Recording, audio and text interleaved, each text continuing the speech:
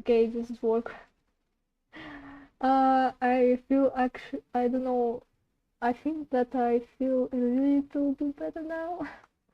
I think that I'm not going to talk much on this stream mostly. I just want to like make a recording of my progress, but also have a chance to maybe interact with people while I do so. So I might, if I'm allowed to put a video on the background to watch with people. It's oh no. I have like this phase of mine for nostalgia in exclusive mm, how do you say it? When the certain period of time hits, like at Christmas, you want to rewatch some old videos that you watched back then. I have this with some Undertale and slash Deltarune theories and etc. So I have like these two videos that I really like rewatching. It's by oh hi Lynn. Yeah. It's like from time to time my throat just starts having this weird thing when I start to cough a lot. But I'm mostly yeah. Even though my voice is squeaky a little bit, like yeah. But I'm like I want to just make a recording of myself working so people could like see some things that I make. So I will from time to time answer questions and yeah. Uh First I want to put a video on the corner. Is it working? Wait. I need to put the sound on first. Yeah. Uh it's okay, I will say I want to put a video of Molly Stars. I not sure what their pronounce is the Jesus pronounce R. Is it's not for is. Uh fuck. I stop I start forgetting words again. Okay, so I will put a video and also I will post the link in the description, not in the description, but in the comments of this stream. So if anyone would want to watch the full video, they could find it. Wait a minute, I will do it just now. And I will go back to making sprites and etc. When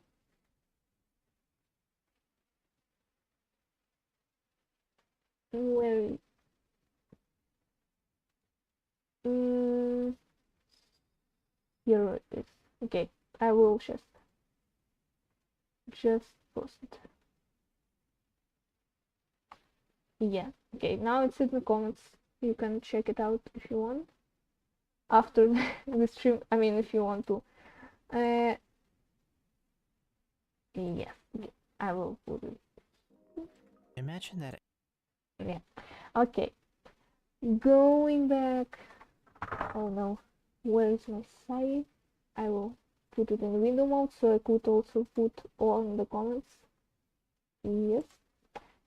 And starting now. Alright, so long as you okay, thank you. Thank you.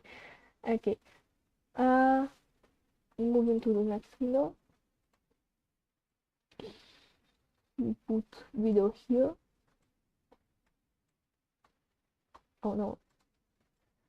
I don't know how much people are into Undertale or Deltarune, but I hope it just people won't get annoyed by me watching something else while I work. But I just like I have this thing that I can't focus on some one thing. It's not a video, I swear. But yeah, I will put it slightly less loud. Is Like this. reality. Okay. Or to be more specific, I hope your that desktop or they whatever won't be system mad you're at me using to for run the software watching their with video on the need to stream, but connect yeah, to really I benefit. really like their And content. imagine that everything within this box is a Okay, software, a program, an I will go executable of back to some working sort. on this. Programs do many things. They let you browse the Oh, internet. wait, I They need let to you move listen it a to little music. bit They let lower you so I make could silly access videos. the buttons. But one of the coolest things Those, the software can do. I will pause I will pause the video whenever I want to say something.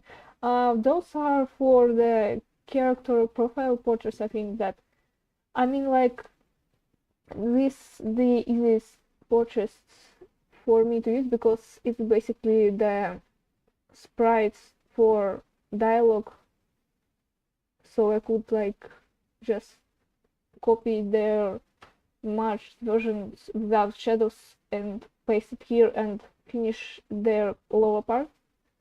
It should be fine as long as they are not using copyright music. Wait, they're using Undertale soundtrack. Well, okay. I hope that it won't be this. Well, I mean, I think that they didn't get a copyright strike for this one, or I at least hope that the situation with Toby Fox's music will get better. That, I mean, I still don't know at what state it's all because I wasn't making videos about with Toby Fox music, but I think it's okay. Yeah. Yeah, going back. Is make fictional pieces of work that are interactive and Also, tell respond to me the if user's it's input. if This is what you we can like to hear call the video a normally, videos or game. I should make And it videos a little bit games do louder. many things, but they all serve a similar purpose: to drag you into its world, at least for just a moment. Unlike most other forms of media, you are not made to be just a spectator of the events within a story, but you are an active part in it. In fact, you can be the center of that media's attention at all times. This is how most video games operate.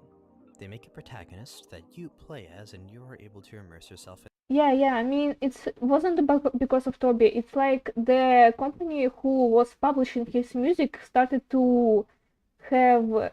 I mean, not the company who published his music. The CEO of the company who was publishing Toby Fox's music got, got some weird idea for copyright striking videos that do not contain content about Undertale but have his music being taken down or something, because I saw someone making a video that their let's play of Undertale Yellow got down because of the copyright material or something. In that protagonist's shoes, even if they are not you. For however long you play a game, I will you can need put to your mind struggle somewhere on that is her not shoes here. somewhere where you feel like you have freedoms and are in Where's circumstances your that you ankle otherwise start? wouldn't be in. Of course, this has went through a lot of evolutions over the years. Where games used to make a protagonist for you, now you can make the protagonist yourself to make immersion easier. Where games used to be more on rails structurally, now they let you do whatever the hell you want thanks to how technology has improved over the years. However, this idea that you are the protagonist of a game's story is simply an assumption. Because when this type of thing first came out, of course the first idea would be to make these experiences all about you. You consume media. You see how it all unfolds. This type of stuff is supposed to be made with you in mind. So it only would make sense Wait, I that need you to get to get be my the star phone of the show, first. yet still consume the media So all the same if the opportunity is there for it. Main difference being that you're simply role-playing what you would otherwise be spectating. Some games My avatar could freak out a little bit while I was outside. otherwise use it in ways that only are available to this kind of medium. Breaking the fourth wall is no new idea. It has its origins in theater, as it refers to a fourth wall that only the audience can see through, but the people on the stage cannot. I just need to check However, out the stream something real very quick. interesting happens when you do this in a video game. In every other medium, the separation between the audience and the characters is very obvious, and it is practically hard to bake into the production of a thing. A fourth wall break here works mostly in the context of humor. A simple joke, being self-aware of the fact that it is a fictional work but just playing it up for laughs. And because you're simply spectating it, it's easy to look at it and just be like, ha! Yeah, that's pretty crazy, huh? But when you're the one that has the most impact on a fictional world, things turn out differently. To give you the power over the fate of a work's story and over every single thing that your protagonist does is much different, which goes without saying.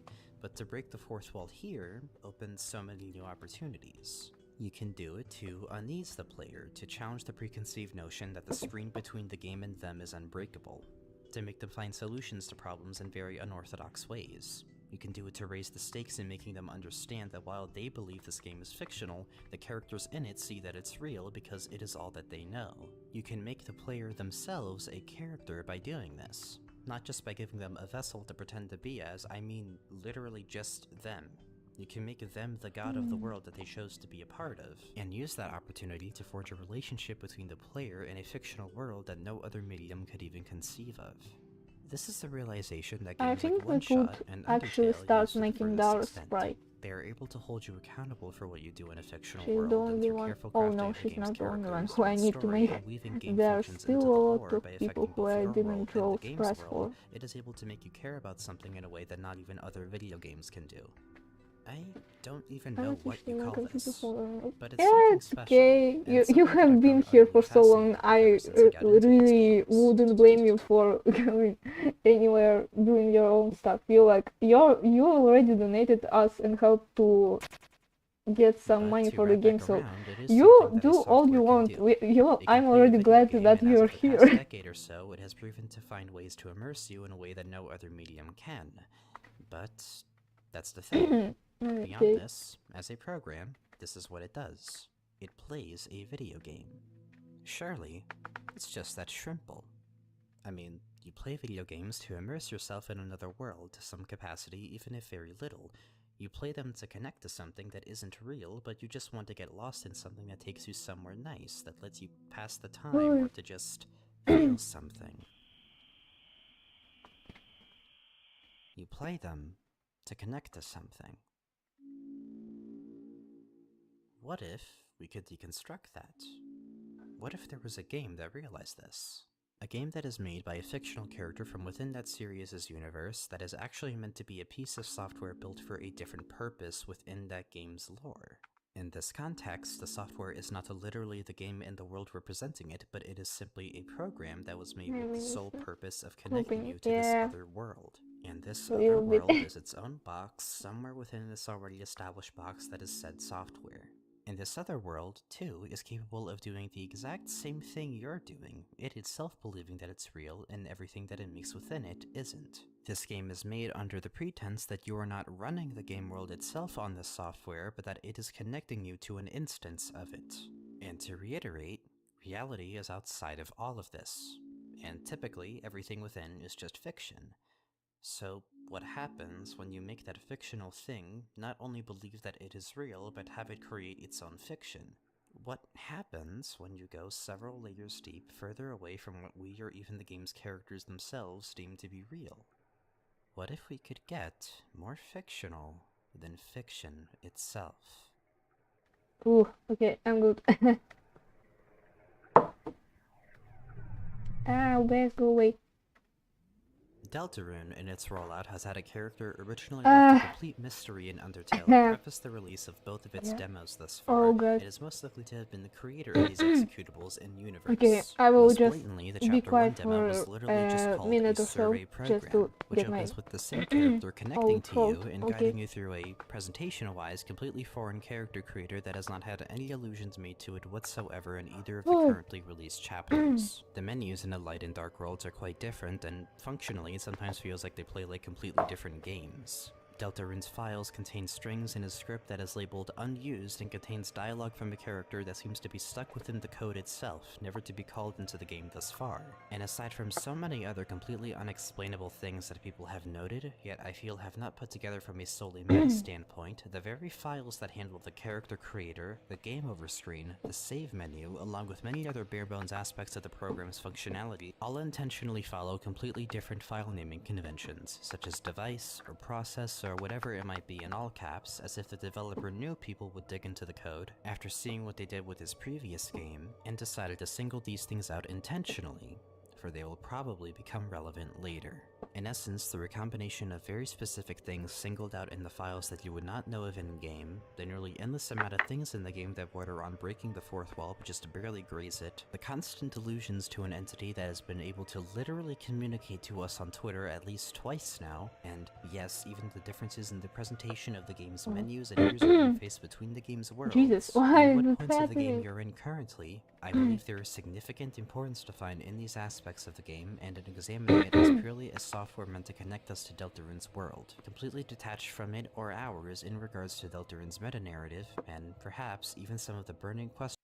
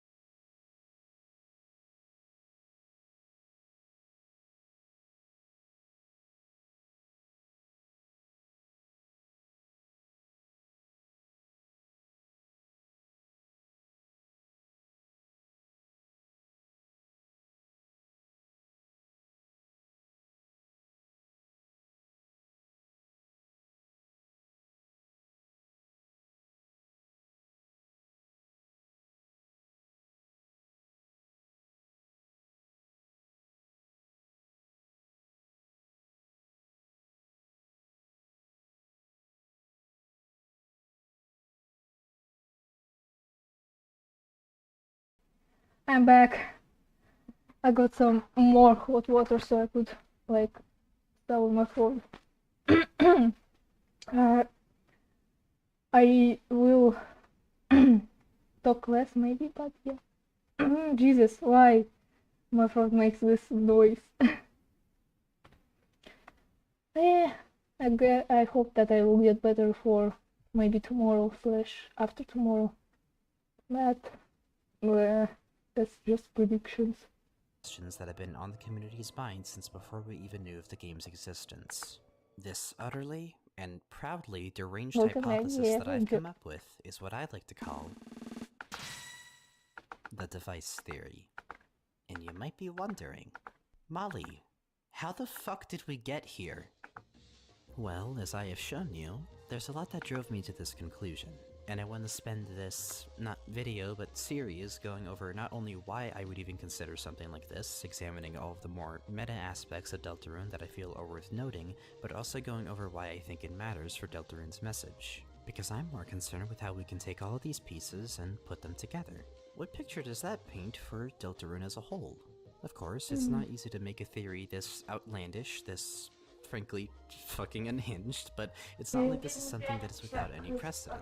After seeing how far Undertale was willing to go to get its message across, what exactly is stopping Deltarune from doing something equivalent to it? Especially considering that Deltarune was the first idea that Toby came up with before Undertale. Don't worry about if I'm dead wrong, I hope at least that this series will serve as a decent compilation of how I believe Toby plays with the fourth wall and the game-to-player relationship in his work, because it's something that I've always been fascinated by, and I want to make something to show my love for it. And I'm happy to even just make something to compile all these findings that are otherwise, I think, a bit all over the place, and perhaps not so common knowledge to a portion of its players. In a way, this series pretty much just serves a dual purpose. It's 50% compiling information about a very specific part of Deltarune's design that I've been taken aback by for a while, and the other 50% is the completely insane theory that I've had in my head to try to justify said information that I've compiled.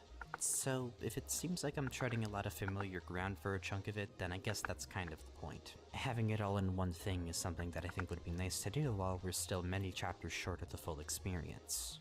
Originally, this was even going to be just one video, but as I have come to learn going deeper into the rabbit hole of Deltarune crackpot chaos, there is no way in hell you're going to make me export a 5-hour-long video. Yes, there is that much content. So that's why I'm referring to this as a series, a 3-part series more specifically. The first part will be laying some groundwork for the device theory by examining Undertale for a bit, and then discussing everything notable that I found in the 2018 survey program demo of Deltarune. Part 2 will be going over the 2021 demo with chapters 1 and 2 in it, as well as the Spampton sweepstakes that happened a year after. And part 3 will be the device theory, in its full glory as I attempt to make sense of all of my findings and paint the most comprehensive picture that I can paint for Deltarune with them. Needless to say, this is a long one, even by my standards, so to not waste any more time, get comfy, and I hope you enjoy my rambling over the fun video game. And obviously, this series will be spoiling pretty much all of Deltarune and a lot of Undertale as well, so I recommend that you play those and get yourself familiarized with them if you haven't already. Either way though, to start off, let me take it back to 2015, to briefly examine how the game before it handled the fourth wall. That is to say, the complete lack thereof.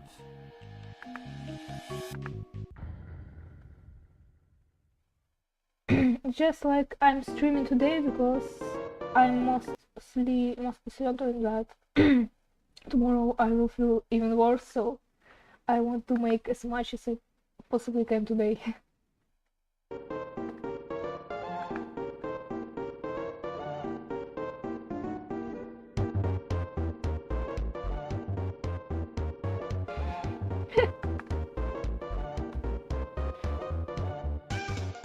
Oh god.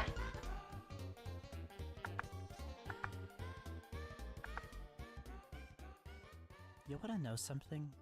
It's really fucking hard to make a video like this without me just gushing over how good Undertale's story is or about other stuff before I even get to go over what I was trying to make this video about in the first place.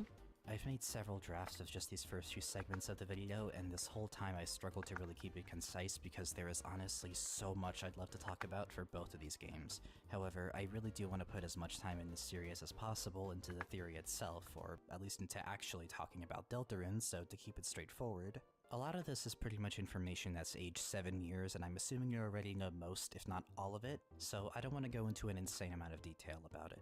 However, Undertale does set a lot of precedent and gives a bit of insight into how I believe Toby approaches storytelling in video games as a medium. That, and some of the information within Undertale, gives a bit of context for Deltarune, and more particularly its initial rollout. And after playing through the game to get footage and overanalyzing the fuck out of it, taking note of every use of fourth wall breaking or otherwise making reality part of the story itself, I managed to put together a short but comprehensive list of what I believe makes this game click, and what Toby did exactly to make this game's message as effective as possible.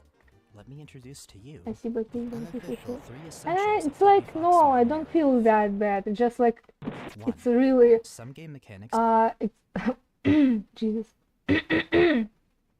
It sounds really creepy whenever I start like coughing and stuff. Jesus, stop. Okay, I will stop talking. Just know that it's not that bad. Just Jesus starts to change my voice. I'm like, I don't feel ill at all. It makes me seem that like I'm so ill that I literally can't stand, but like I feel alright at the moment. But yeah. And Toby's work have to be diegetic. And to quickly explain, that just means that some game mechanics have to be hard-baked into the game's story rather than simply a feature for the player to use without consequence or impact on the story itself. Maybe not all of them, but especially mechanics that would be most relevant to the story, and furthermore the message of the game, must have a purpose not only to the player, but to the characters within. In Undertale, this is your save slot and loading and resetting. This is stuff like the game window name changing and being able to move or close itself automatically, or the concept of fading emotional investment, or debatably, even the narrator. Whatever it is, it's Toby's way of making sure that everything you do has an impact on the world in some way or another, completely breaking the wall between what is simply a feature and what is a plot mechanic. This is how things like Photoshop Flowey, or staring at a blank screen for 10 minutes after a genocide route, can be in the game, and yet both prove extremely effective in context with the game's story and message. 2. The player and the protagonist are made clearly distinct and are their own characters and universe. They are not one and the same no matter how hard or easy it is to project yourself onto the protagonist. In Undertale's case, this takes the form of making a clear divide between you, Frisk, and Kara. No matter what route you do, you end up learning through some means, especially in true pacifist or genocide, that you are your own character that is separate from Frisk and or Kara. While Frisk may be easy for you to project yourself onto, they are still revealed to have their own name after fighting Asriel, and even if Kara is the one you give a name to, despite their potential role as a vehicle for the game's message, they are still revealed to be their own person, with their own flaws and their own unique behaviors not inherently decided by you. In doing this, the game is able to more effectively carry out the game's message by making sure that you still feel the impact of the things that happen in the game, and that you can't use the protagonist as cover for it. Hell, depending on what you do, they might even try to hold you accountable. And finally, 3. There is at least one character in the game that acts as the most direct connection to you, the player. I am not referring to the protagonist necessarily, but rather a character that can act as a vehicle, a living testament to what this game is trying to tell you, someone who is almost just as much outside the bounds of it as you are. In Undertale, this is in the form of Flowey and perhaps even Kara. They are both able to keep a constant eye on your actions, and Flowey especially will not hesitate to drop in and say his piece on what route you chose, how you manipulated the save feature to undo a mistake you made, or even give you advice on how to get a better ending. Adding on the fact that he is this game's assumption of who you will become, am I able to speak this game of everything it has to offer, quickly, but yes, so I will I wanted to show how I wanted to make the okay, feel so glad to be able to see you work, chill. Yeah, thank you. Thank you. So that's how I wanted to make the trial parts work, like because I won't be able to use the same thing that at least Danganronpa used, like all the camera work and working with 3D models, etc. And the part that in UTB not much visually was changed when the trial part started. I decided to with each minute my voice changes to the different pitch. It's so weird. Okay. So I want to make this part like something like Ace Attorney based, but I want to actually animate each sprite for the characters like I am currently like in 2D, live 2D. I want to make them animated like this. So I don't know if people wouldn't like that the trial part actually animated and the rest of the game isn't, but I think that it would fit for the moment like this of like the trial is that one part when the actual how do you say it, not the effort but like when the most detailed part of the game starts.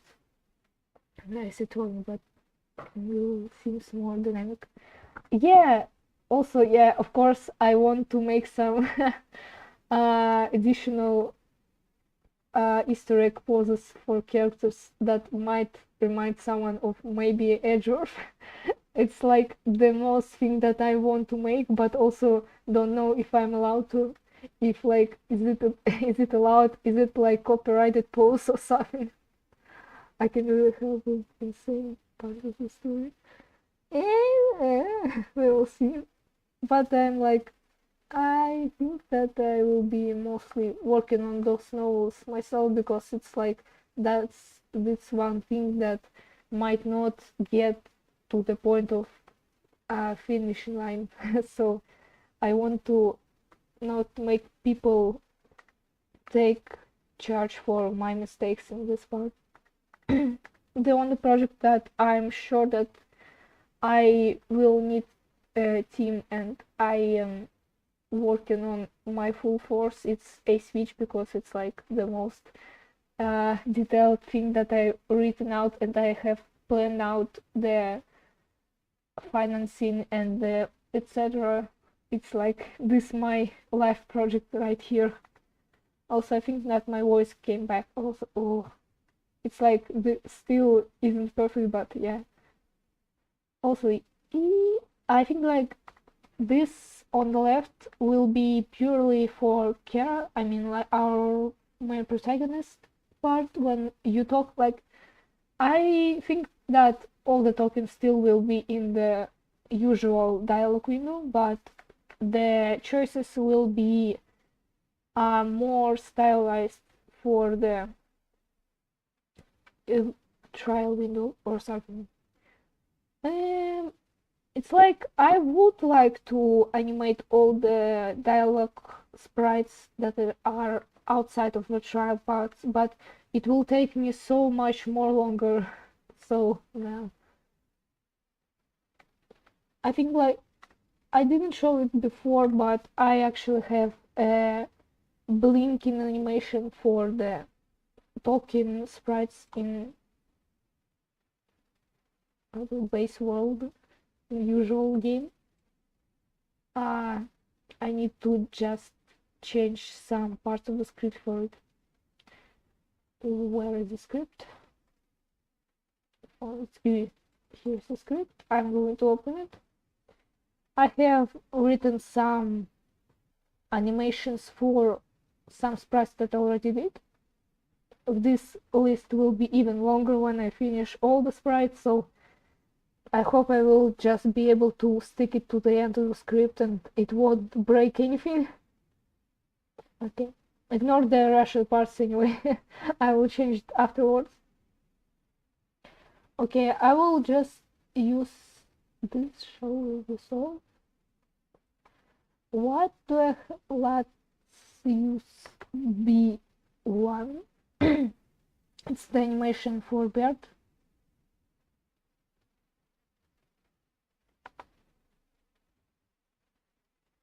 I will delete those just to show you. I think simple animation is double, like blinking, talking. I guess it depends.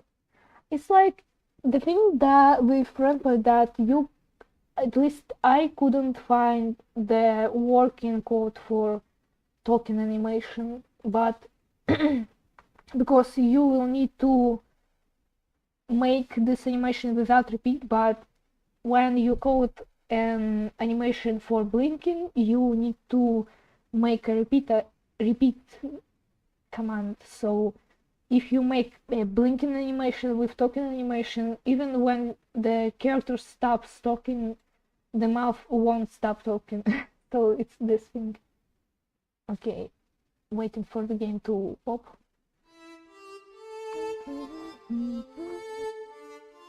No correction. It would be better to stop myself here before I start begging to manage movie.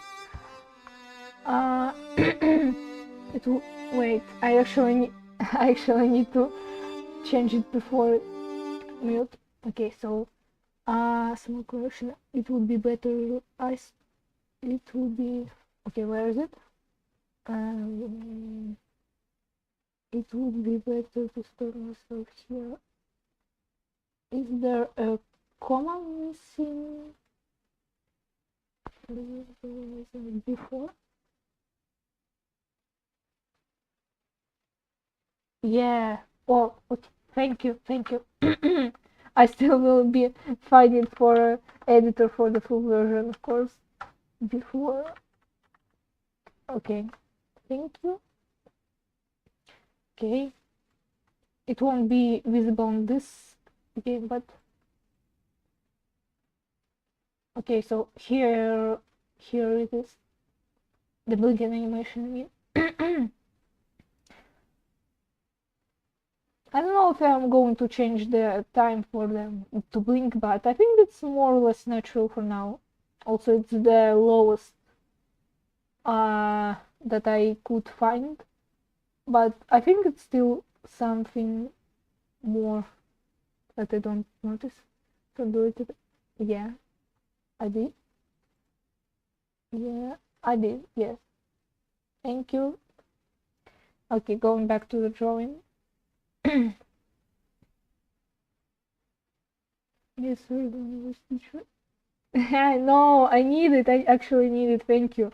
I actually need someone to point out those things because I really don't want people to find this in the full game. Because yeah, English isn't my first language. I don't know if I will be able to find someone to help me edit the game for in exchange for a commission, but I'm currently collecting money for just being able to put this on Steam, hopefully. But yeah, it's like I think my messages are a bit late. Yeah, it's a little might be, yes. No, it's like the usual YouTube shtick with delaying the chat messages. I think the situation about Steam is still a little bit tricky, but I hope that I will be able to at least make an account to publish this, because like I have one bank account to be able at least pay for publishing this game, but I'm not sure for how long I will be able to contain this bank account. It's like it has a time limit, so when it runs out I will need to make a new bank account, and I'm not sure how it will be working with Steam. Like am I going to be able to contact them and message them that I have a new bank account now and I don't need to make a separate Steam account to buy another slot for the game and publish it again and waste another $100 for this? I'm just like, I will make first 2 chapters for this novel, test it out, and maybe publish it on Steam and see if it will work.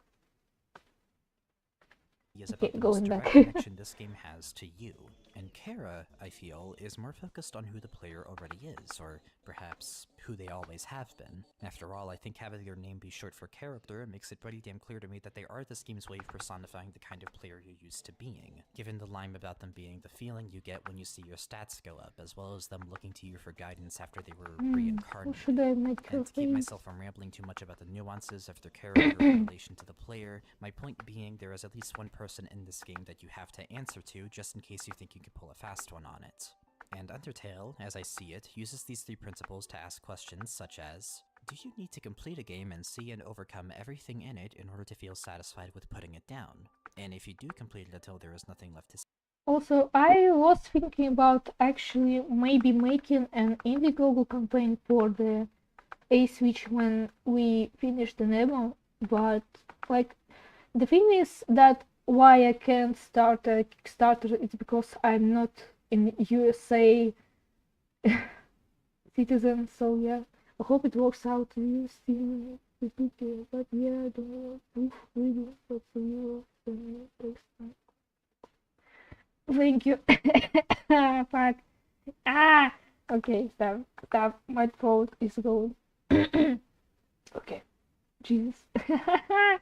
I'm sorry for my throat being like this for today. I mean, like, if anything, I will be making an announcement on my Twitter or maybe a YouTube, how do you say it, community post thing that I will be looking for the editors and etc. Also, I need to recheck all the people who donated for the game because I will be making a list and I want to put the already existing donations for the A-Switch in demo, but I'm still not sure where, but maybe I will make some in-game mention of them just for the demo, so after I finish the game and we will have a full game, I could put them in the credits. Then what's the point of keeping this world around at all? Can a happy ending be good enough for you? Oh. If you want much more... Also, still... Jesus. I'm thinking about the making or not making a voice acting part. Maybe I will make a stretch goal for this in an Indiegogo or something, but I don't know how much would it take to make at least partially voiced lines for the game this long, and regarding that I will be making myself an animated cutscenes for this, so I don't know, maybe like, is it going to be weird just making an animated cutscene but not being voiced? I think I hope that I will be able to first make the game without voice acting and being sure that this amount of money that I got separated to everyone who was involved, and after this, if we get big enough attraction to the game, we will be able to post the DLC, like the, you know, this Discoalism that they made a full cut with all the voice lines being recorded with, no, the voice actors were the same, like they made the full voice acted DLC for it after the full game got already published. Maybe we could try something like this when we finish our game. Also reminder, yeah, whenever I say we, I mean myself, because whenever I say on behalf of myself as a game maker and using myself as a game development by, well, game development group that I call Science Games, because I separate my gaming stuff from my drawing stuff, like me game developer and me gay artist. I say not I but we for some reason, but maybe I'm just innerly implying that I'm mention people who help to make the project, or people who are making the music, like Alex Rislow, who is currently making the soundtrack for the A Switch. I'm still glad that we have him. He's actually a really cool music creator, so if you can, if you want, I mean, you can check it out. I mean, like, his name is, I'm going to mispronounce his name. If yes, I'm so sorry.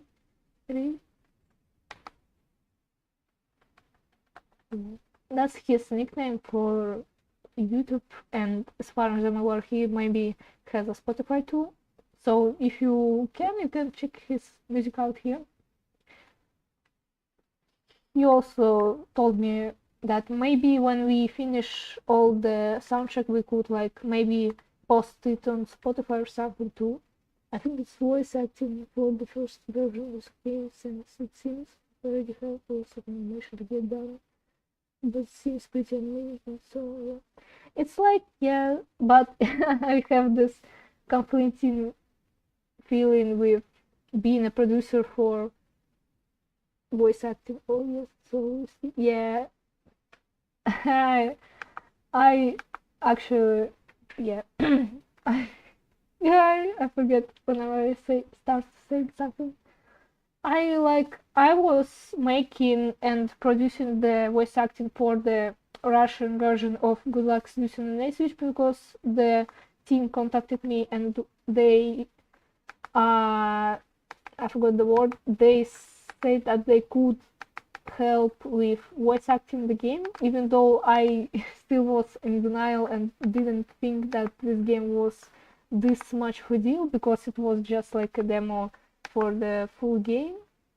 Well, it wasn't a demo, but just like some little story that could make people want to see the full game being about this character. So, and when I started to cut the lines to put them in the engine, I started to cringe so bad, because whenever I hear people read whatever I just wrote, it was so weird.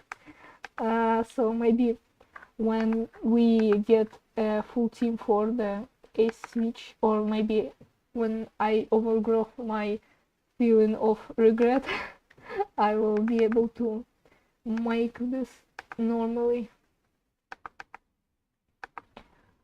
Also, I'm not sure how I'm going to even make the casting for the voice acted version of the game, but we will see. I mean, we need to, at least first we need to make the demo, and I need to animate the opening cutscene, which is currently I'm still struggling with, because I'm animating in Photoshop, because it's the only program I'm currently able to use.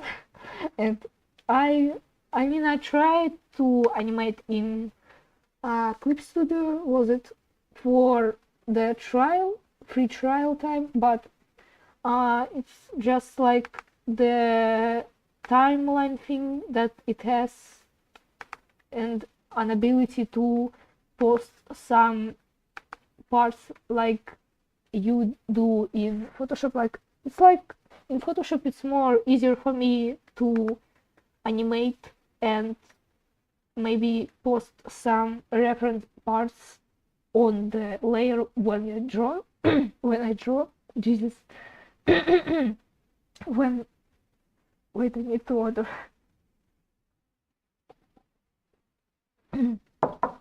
When I draw. Shut up. Okay, so yeah, that's basically the reason why it takes so much time for me. Your ear looks weird here. Also, Rislow actually helped me to record some audio bits for this opening cutscene that we have of Joe in the game that I was talking about for all this time. And I hope that he still has the audio for it, because I was making this cutscene for like over a year or so already, and I just hope that Rislow didn't delete the sounds for it. But I don't know, like the opening cutscene isn't even voiced, like it just has inner monologue of Joe talking about the past events and music playing on the background. I mean, totally understandable. You are basically one person. Aside from soundtrack, there. Yeah, I just like I can't put myself in making soundtracks for something like A Switch because uh I'm making soundtrack for the notes because it's just a limitation because I can't make. I don't have money to make this game, so I'm trying to waste as little as possible because I don't know if it will be if it will pay out. But in the case of A Switch, it's actually a project I hope that it will pop out. It's just like I'm not even sure if it will, but I have personal attachment to this game that I want it to be good and I want to be happy whenever I hear the soundtrack. So I want to so it could I want the soundtrack to be made by people who know what they're doing. This one, yeah. Yeah. I start to lose the control of my phone.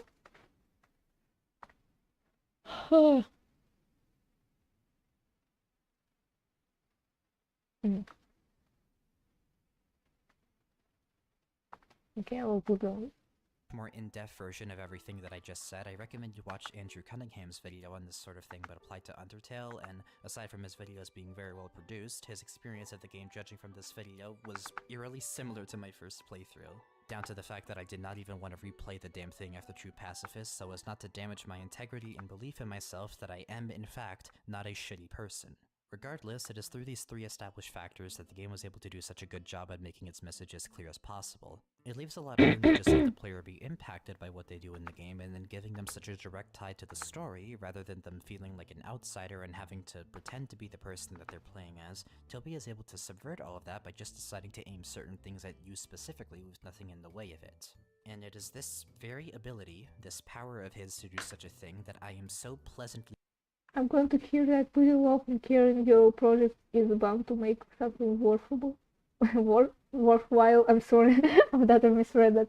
Thank you. Just like it's actually why it's so much important to me. It's like it was the first thing that actually got so much attention from people ever since I had this one comic that I'm not happy about because it's like it was when I was making it when I was 14 and I tried to get it published for so long that I got burned out, so I couldn't make anything regarding this webcomic ever again. But when I tried to make my first game, which was Good Luck Seducing an A Switch, and it got so much attention of people, and that whenever I read the comments on the playthroughs of people being seen on or actually discussing things of it's not Dr. Shihong, it's like I don't know if I want to say the word. It was called the owls, like the animal, the owls. Like remember, Alice was mentioning it in the game. Like it was a stupid way for me to self-promote or something like yeah. I don't like this because of my personal experience with publishing industry or something.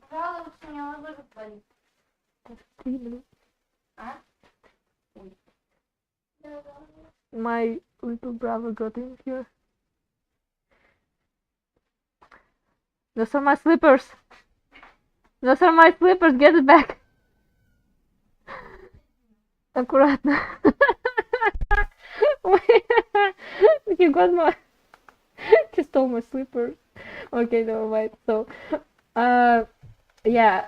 So, I had a story that I was trying to get myself published for a year or two because I mean, like, I was messaging some indie publish houses and even Image Comics and Dark Horse Comics. I was emailing them. I was actually surprisingly receiving the back critics on the comic, but I never got published, so yeah, publishing is nightmare. That's actually why I started to getting into games more, because I was actually being able to make something that people could react to, and I could see the reaction in real time happening, and not acquiring someone's help to even get this thing published at the get-go. So the games, it's like my golden center for this sort of thing.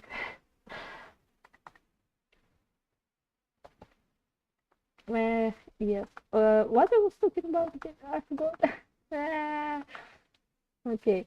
Also, I'm not sure if I even want to find the publisher for A-Switch, I think, because like at the most thing I will be doing all the stuff myself anyway, so what do we need more money? We basically just need money for people to edit the text and make the soundtrack for. So also, yeah, the interesting part that I only counted the amount of money we need for the soundtrack, and that's why it's written on the money collection thing on the coffee. So when we reach the goal in there, I might, or I don't know, like I need to ask someone to make an idea how much would it cost to edit this amount of text that is in game, so I could process this. So if I could or couldn't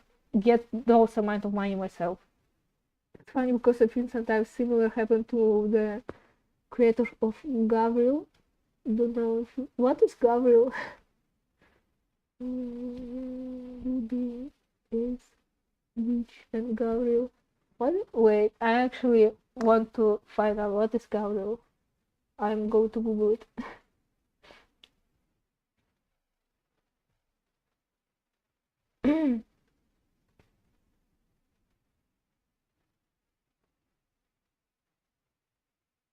Не говори. No, wait. Gabriel.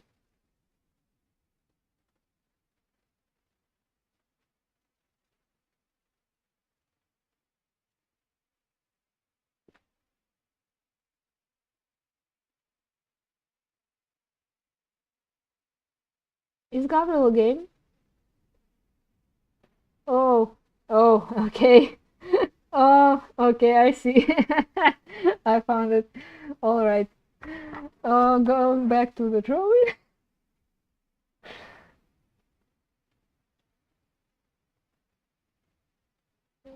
Yeah, thank you, Lynn. But yeah, don't feel that you need to spend money on this, please. We are probably going to get more backers when I get the demo of the game done, so don't worry. And also we have like 7 years above us, and also Riesel said that it's okay if he will make the soundtrack before we reach the goal, and after that, when I pay him back, only then I will be able to put the music in the game. That's what I said, because I will be putting the soundtracks that he made after I give him pay, so I will be able to use his music only when I pay him for it. So it will all work like this, and even if we won't be able to reach the goal, like $100 won't be reached, I probably will make some of music myself, like backup thing, so we maybe could add it as a DLC afterwards. In another game mainly played, but it's so popular because horror dating sim. Yeah. Well, I mean, I was playing on this horror dating sim popularity myself to put my agenda, if you can say it like this, for bisexuality. But yeah, it's like I like using some tropes to make my own spin on it, but it's like a trick situation, because maybe some people would be chill about it and some people might get angry because I distinctly remember a person who was extremely aphobic and started to some weird things, started to say some weird things. But that's just like a drop in the sea. All over people were extremely positive about it and were really sweet. They were really sweet. My tongue started to get triggered. Terrified of for whenever Deltarune reaches its completion. So, keeping this in mind, and knowing that Deltarune is a parallel story to Undertale, and the first idea that Toby even came up with out of the two, I see it's reasonable to assume that we can use these three principles for Deltarune as well. That being, finding the otherwise meta parts of Deltarune that are directly baked. The only reason I called Gabriel up is because the creator is actually an animator, but made the game is one of two main story and accidentally became bigger, kind of like Ice Witch. Well, I mean, I don't think that Ice Witch is that big. Okay, yeah, I think people were really.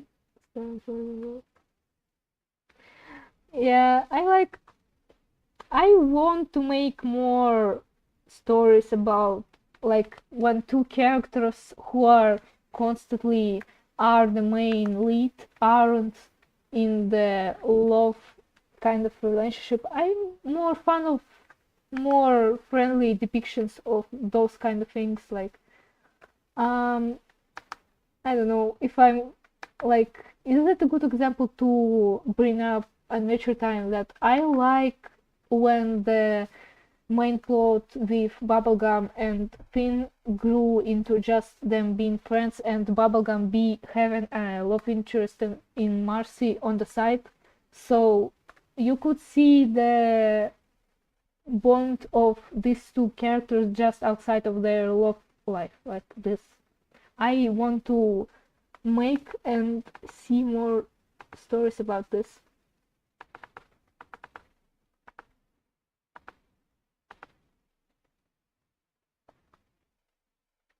Into the game's story and making sense of why that might be. Finding the distinction between the player and the protagonist, well, I don't even need to explain this to everybody, you got a pretty fucking good idea of what the distinction is so far. And finding the vehicle, or a specific character, or multiple, which will mainly drive this game's message directly to you. And I have a pretty good guess as to who that might be, but we don't know anything about them right now. And I feel like in order to answer the question of what Deltarune's meta-narrative is, part of it is also a question. It's like, you know, the thing I'm mostly afraid of, if we could say it like this, the fact that Ace Witch isn't a horror game, if you could say. Like, it's mostly more of Omori, but the only part with the headspace, but of course not this long, and actually, it will sound like I'm assaulting Amori. No, I'm just like, I want to make a adventure game, but actually exploring the characters individually when the arc starts. Like, I have this thing that I write the plot for the game episodically, like if it would be a animated show. So each episode has this own arc for each character, and I want to explore I want to explode I want to explore each character on each episode, so it would be visible for people to see the growth of the character. Of who the hell actually is Gaster. Because if I don't even have the slightest idea of what kind of person he is like, then I can't quite yet give you a good idea of what role he plays in all of this, as I've become only more convinced over time that he is meant to be a vehicle for Deltarune's message in some way or another. And while I'd love to go in depth about what events in Undertale directly give us some context for Gaster, it seems that also is a very easy topic for me to have spiral out of control into double digits and pages just discussing that topic alone. So let me spare you the drawn-out explanations for now and just get to what I actually found worth noting. Keeping in mind, I'm not alluding to every single fun event or thing in the game that could be Gaster or Deltarune related. I'm only looking back for things that will directly aid me in answering the question, what kind of person was Gaster like, or at least, how can we identify him with certainty? For the purpose of this series, I'm only interested in things that would give me a completely solid addition to the list of things that I can say about Gaster as a character, whether it be his backstory, how he was or still is, or his relation to other characters, or what he's up to now, because the more assumptions I have to make, the more I will end up misinterpreting his character altogether. I'm not so concerned about the connections that Sans might have to Deltarune, though there are a rather surprising amount that I pulled together, and I'm not so concerned about certain fun events like Sans or Alfie's Colony, or even the Goner Kid, because while yes, they do take on the look that the Goner Vessel and the Gaster followers have, they don't aid me much in understanding just who Gaster is, aside from, woe is me, I fell into magma or some shit, but the world is going on just fine in my absence, and that's fucked up. Hell, I'd argue I'm not even that worried about the Mystery Man, because for as iconic as that specific fun event is, we still don't even know if that is his canon physical appearance or if that's just some scary guy, though I would be happy to make separate videos going over some of these things at some other point. So, I only want to point out things that I can reasonably say are 100%, no doubt, absolutely certain to be Gaster. No what ifs, no maybes, let's try to keep it sharp. I know I'm asking a lot, but I'm really trying here. So with that established, here's the most brief and least assumption-heavy summary I have of what we learned about the funny Wingding Man in Undertale. Dr. W.D. Gaster, the W.D. most likely standing for Wingdings, was Asgore's former royal scientist before Alfie's, implied to have been a part of the picture very long before the events of the game. His main notable achievement was being the one behind the core's creation. We can't really gauge too much about his personality just from what Undertale tells us, but he's said to have been a brilliant mind and to have taken his time with his experiments compared to Alfie's supposedly working faster, as one of his followers puts it. And aside from that, his dialogue in Entry 17 certainly suggests that his curiosity brings him very far in his endeavors, and he is shown to be very dedicated and passionate for the things he discovers along the way. In other words, this guy sure is a scientist. The few instances we see of him speaking, he uses a Wingding's typeface, but regardless, he almost exclusively speaks in all caps and in very short sentences, his dialogue often using line breaks and sounding rather fragmented when read aloud. Maybe he's spoken like this even before he got souped. While he has been said to have done experiments of some kind, the nature of said experiments is still left a mystery, at least within the context of Undertale solely. However, judging from the wording of Entry 17, we can be pretty certain that he was experimenting with dark worlds, or something related to them, thanks to the line referring to photon readings being negative, which essentially would imply that he found particles that were emitting darkness rather than light, a pretty consistent trait of how dark worlds have been portrayed in Deltarune thus far. We also know he has worked with two associates that he refers to at the end of Entry 17, but we do not know for certain who exactly these two people are, aside from a few popular guesses. At some point, however, his experiments are said to have went wrong. Whatever it is that went wrong sent him falling into his creation, which is often assumed to be the core, but the wording surrounding it leaves room for it to be something else altogether. His fall led to him shattering across time and space, leaving no physical trace of him behind, only random pieces of him like the one that this follower is holding. For all we know, we might not have a canon appearance for Gaster yet, because there is no physical appearance for him to begin with at this point. Or at least, no single form that could encompass him fully if he's been shattered into pieces. Rita is my little sister, she's like in the room next to me watching the stream. Rita, go away! That even one of the Gaster followers refuses to go into too much detail. She doesn't know English even. I'd say this is pretty much how the fun events and other shit involving him in Undertale came to be. They're all pieces of Gaster's existence in some way or another, and there's some means of him trying to connect to us, either by alluding to Deltarune or by leaving things to help us identify him with. Entering his name in the menu also results in the game restarting back to the intro cutscene, so it's safe to say that any mention of him outside of the fun events seems to have been made impossible, either by his will or otherwise by nature. This may explain why in lieu of referring to him by name, he seems to be referred to as mainly just him or a man of some kind, but it can be hard to tell whether they mean a man as in the man himself or just some man who likes to give you eggs in pocket dimensions or some shit. Actually, we don't even know if the man behind the tree even is him, as not even the song that plays in those segments lines up with Gaster's theme, and there's nothing there that actually could connect it to him, but I'm getting off track. Although, I didn't realize until after finishing this audio that there is one instance ever of Gaster being referred to as I'm actually surprised that my throat got better. Thank God. Says, beware of the man who speaks in I wonder if I have like some things that I could at least show about Switch. I mean, like, I had some things that I was working on. Wait, go to vast. Okay. So I have a shared ton of folders in here. A lot of projects, a lot of games.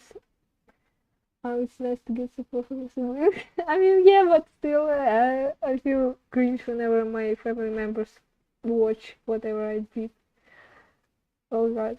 Also, maybe I could like show also the cover I made for the OC.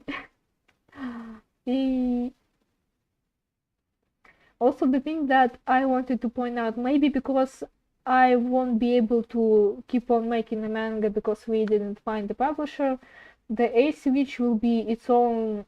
Like before that, I was saying that it will be like a spin-off for the manga or something because it was one of the arcs in the manga, but now it will be just the game itself, and maybe someday we will get a manga with this arc in there. Like I actually really want to draw all the characters in manga in my manga art style, but yeah.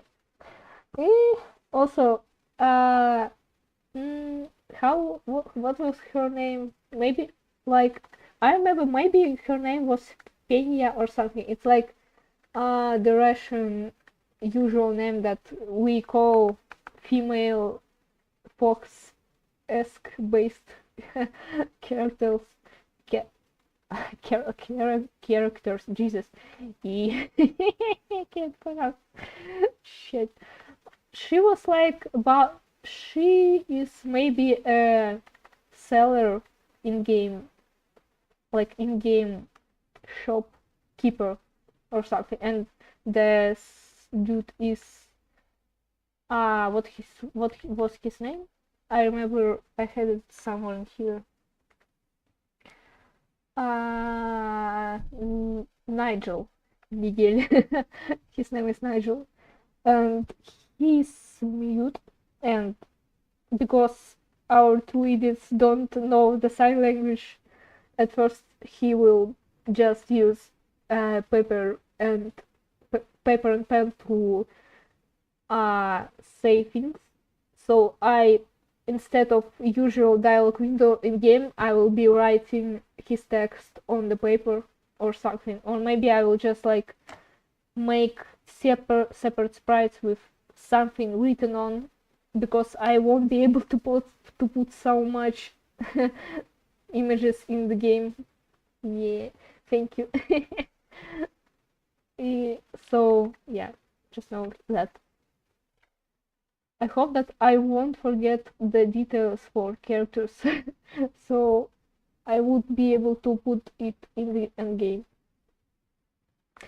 Actually, I think that I also had one character in the first chapter who is also transcoded, but I'm not sure if I'm going to put it. I mean, I will be putting it, but I'm not sure if I will be able to explicitly show it. But if anything, just saying, I might be able to show it on Twitter and nowhere else. I just hope that Russian fans won't bail me on the Russian part of the fandom, if we will have a Russian fandom. It's like I probably won't be able to make a Russian translation for either of my games, which the Russian part of the game fandom might get pissed at me, but just like I don't have this much time at making 3 games at once. Also, here's the here's the photo that I made of these two. I like the dimples on Pacifica's Pacif. I just call her Puffy because it's her nickname that Joe gave her. Puffy has such a cute smile. I'm like, I love her so much. Okay, moving on. Also, this photo was taken back then. Joe still had his Amori-esque eyes. Like, he still had the light in his eyes. It's so sad right now that he doesn't. But yeah. I don't say this one. Like, oh, Also, I had this back when they were happy, yeah. Also, here's the older sprites that I made before the new Joe one that I shown before this. I was like trying to make more details on the coloring and stuff, but I still didn't like the base, so I decided to make everything from the zero again anyway. But I still think they look cute, like as a separate image, but in the game I still will be using the new ones when I finish them. I want to make some race switch and stuff now, but I don't know. Maybe I could like go make some sprites. Or wait, actually, I have like this new starting logo animation that I was working on for all the games that I wanted to, instead of this image popping out that I made with my head and the Sign Games logo, to make an animation where it's like pops up. Like I'm going to show the animation, but I still need to color some of the background for the first half of it. Where is it? Using angle. Yes, it was here. That's the starting screen for this. It's like the idea is that there will be some screen caps of the games that I'm working on or already made, and then it will zoom in to the TV and it will play the animation that I will show you right now. The real allusion to Gaster with that word, but aside from that, he is always referred to as just him, so technically there is a bit of room for this to be alluding to him, but I'd still say it's not much to go off of, but it does feel worth mentioning at least because who knows. Though, since we are off track, I do want to mention this now, as I don't think there's any better time to address it. I think it even goes without... Oh my god, Photoshop covered all the screen. Okay, here. Come on. Open. Or maybe I could just drag and drop it here. Drag and drop it here. Where is it?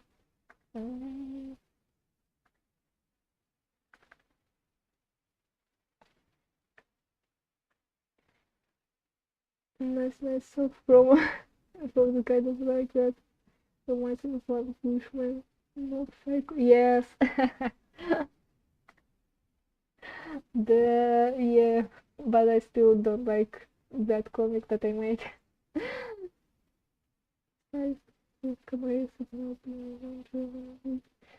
Also, yeah, I had like some cameos of my older characters in the manga and in the game. Maybe I will put some of them. Where is it? I forgot where is the folder. I have like two discs. I hate this. When two letters are so close that it literally undistinguishable. Where is this folder? Angel 2.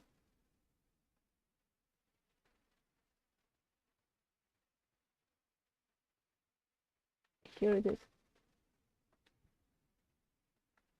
The intro.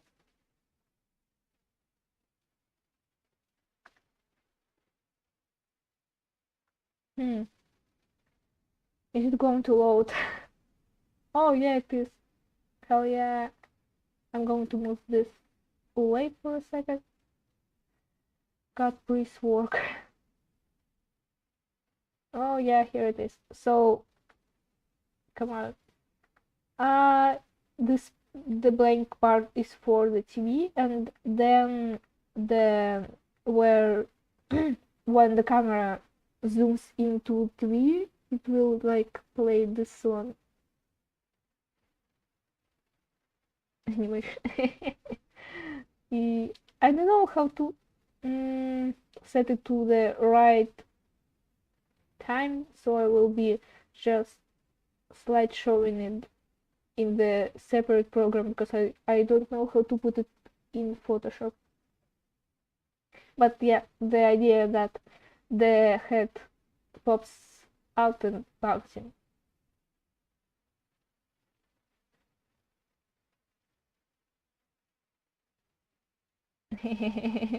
Thank you. Okay, going back to drawing here. Am I going to color it? I don't know. Also, those two are from the game, this novel that I was talking about the angels and devils. Yeah. He's so pissed here. Yeah, okay, I don't know. I don't want to make it now. No, maybe we could like try to animate some of jaw animation here. Thank you. Okay, so where is it? I need to open it here because only on side I can see PSD files as an image. 3, 2. Okay, it's 2.5. So I'm going to open it here.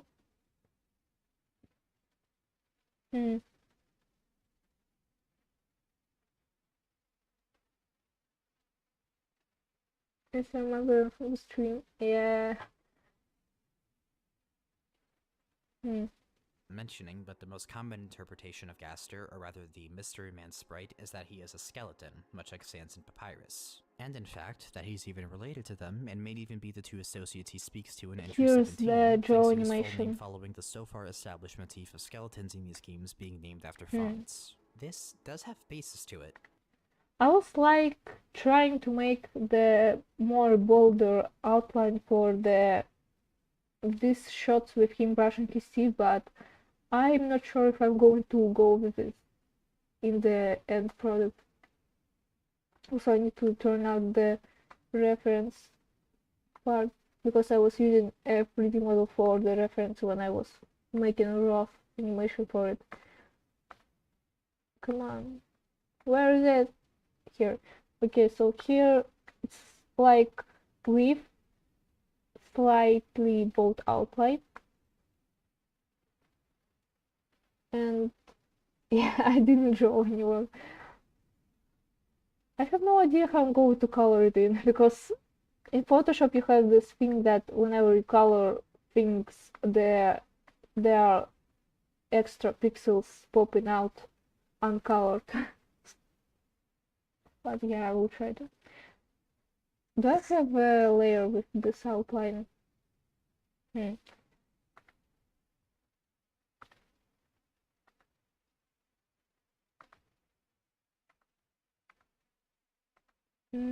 Not this.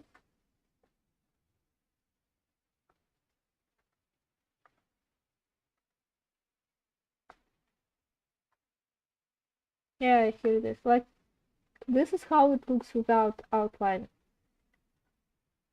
And I'm not sure how it would be looking. Maybe you will be... Well, maybe you will have to adjust the settings.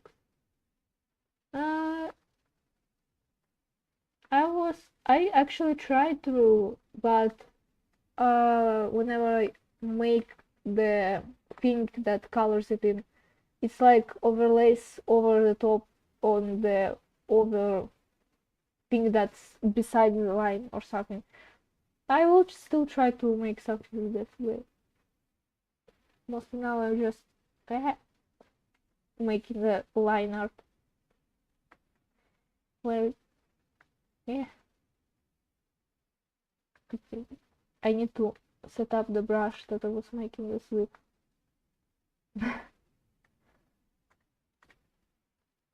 Not here.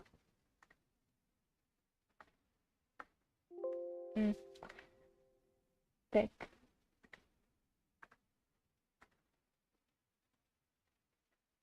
No.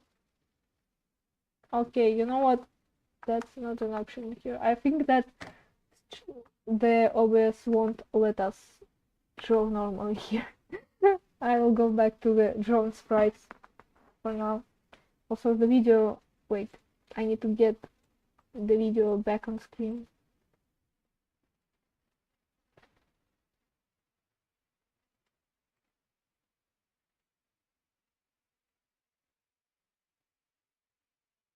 I'm not going to deny that, and while I don't mention it in the rest of this analysis, I am very well aware of the concerning amount of connections Undertale and Deltarune have just because of these two silly guys. From Sans using Gaster blasters to Papyrus alluding to them possibly, to Santa's room being just complete darkness and his general thing with manipulating space and time for the bit, to even the door to his room looking eerily like the one used to travel between parts of Dark Worlds and Deltarune, to the icy references in Undertale, to the broken machine in the lab. There is a lot connecting both games, and the notion that the Sans we see in Deltarune might be the same one we see in Undertale, and that him and Papyrus are in fact related to him in some way. Here's why I don't mention it though after this point. I have no idea how the fuck Sans and Papyrus fit into Deltarune. Also, here's the sprite of Nigel. We have so little on what happens with either of them with what we have with Deltarune thus far, from Sans seeming weirdly uninvolved with the story. Oh, maybe I should say the thing about lore. There are things about this, how do you say, universe that they're all kind of gods and fairy creatures are existing from, like, all the mythology are existing in this universe, and the, how do you say it, cross werewolves, like a werewolf but for all kind of animals, they are usually can become human, but they still have this kind of pointy ears. But in case with half wolves, it's like they still will get their wolf ears, but in place of usual ears, so it's like would look like this sort of thing, and it will be like one of the plot points in the game. Currently, and Papyrus being completely absent from the game as far as we know, save for some vague allusions to him, that to say really anything about how they relate to Gaster and by extension Deltarune's narrative would require me to make some wild reaches and pretty much fanfiction on how they could be connected to him and how well they even know of each other. At most, we know that there's something connecting them, and they've probably talked to each other at some point, and maybe we'll see more about that in future chapters, but neither Sans it's like they were born this way, like they are those kind of magic animals that can turn into people, but they're living in people society so long that they are considered as people who can turn into animals. Something like this. Let's wait and see if chapters 3 through 5 give us more stuff to connect them with. Ideally, some actual acknowledgement of him by Sans or Papyrus. Honestly, I could make a whole separate video on this if y'all want, because just this aspect of him and the implications that it might have could be very profound in their own right if I make something that isn't just focusing on the meta-narrative side of things. There's a lot to talk about there. But to get back on topic, the main things we have that we can identify Gaster with are his manner of speaking, which no other known character has come very close to using, as well as his use of wingdings. He is also heavily associated with the number 6 for some reason, and particular phrases such as dark, darker, yet darker, and very, very interesting are pretty dead giveaways that he is either the speaker or that he is related to another character in some way if such phrases are spoken by said characters. As for any audio motifs, we have Gaster's theme, otherwise known as music soundtest hymn.ogg from the soundtest stream, a very simple leitmotif that can be heard in plenty of other songs in Undertale and Deltarune. However, and probably by design, aside from some specific examples, it can be hard to tell where it is intentional and where it is not due to how easy it is to hear this kind of progression anywhere, really. Aside from that, we have a second, more specific sound I'm not sure if I made sure this is too big. Maybe I should make it a little bit smaller, because it doesn't look right. And the last motif I can mention to help identify him, which may sound a bit broad, but just hear me out. He has a pretty strong association with video game glitches or exploits of some kind, or otherwise just existing within the code rather than a playable game. The fun value mechanic itself was not actually functional in launch, as the configuration file listed the fun value with a capital F rather than in all lowercase. This was changed when the game got its first patch, but this was the same patch that changed 2 files in the game that were addressed to data miners and the such, originally meant to be messages to not spoil the game, now changing to what I could honestly only best describe as Toby's way of accepting a challenge. Furthermore, the only way things like Entry 17 or the redacted assets could be accessed was through data mining, room warping, or otherwise hacking the game, which, in some cases, required you to do some coding gymnastics to bypass this game's security measures in the form of a sleeping Toby. So, in short, a lot of the info that we even have about him is thanks to an aspect of Undertale that the game initially warned against resorting to. Need I also mention that the way you get to the Mystery Man is by entering a fake hallway between 2 rooms in Waterfall that you can only get to with a fun value of 66 and getting lucky enough to get a great order. Well, I think we were streaming for a really long time already, so I could like maybe, oh my god, what the hell is going on with chat? So the past stream was like 40 minutes long, and this one is 1 hour, so my quota is hidden. Like, yeah, it was fun. Thanks, Lynn, a lot for being here today. You're the only one who is usually here for all the streams and supporting us. Thank you so much. I will keep on working on some of the things that I won't be able to show because it's a spoiler and etc. And I will get some rest for tomorrow. Maybe I won't be able to stream tomorrow. Maybe I will. It's just like, if I will feel right, I will make an announcement and stream in an hour or so. Yet again, thank you. Thanks everyone who was here, who watched the stream in video format. Thanks. Goodbye.